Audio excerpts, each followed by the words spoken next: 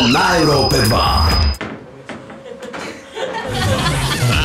Dobré ráno. Nejako intuitívne cítim, že dnes to naozaj bude divoké, pretože medzi nami na Európe 2 vítame herecké obsadenstvo, ale to je len naozaj, že malá časť zo všetkých hercov a kolektívu, ktorý pripravuje príbeh Ulice 2. Aj tak nás je tu dosť, sme tu ako na odstrel inak. Mám taký pocit, že zoradený fakt, že ty pôjdeš. Čauko. Čauko.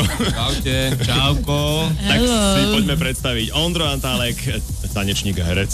Dobré ráno vlastne ešte. To je pre všetky baby, to je ten sexy z tých novín. Ja nejsom sexy, však to ne. Pretáňu si. To je ten od Morovej. Dobre, keď pretáňu som, tak dobre. Ako sa hoblovala Morová?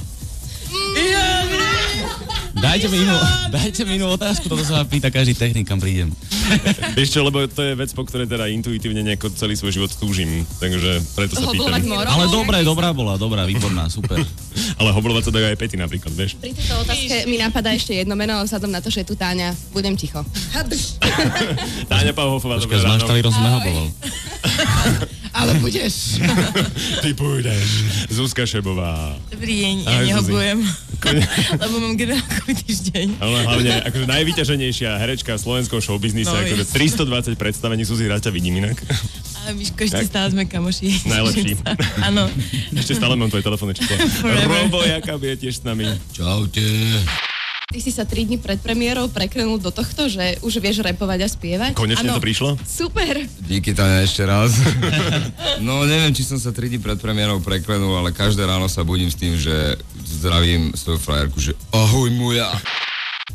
Takže chcel by som vás všetkých pozvať a teraz si pripravíme pre vás tento koncert!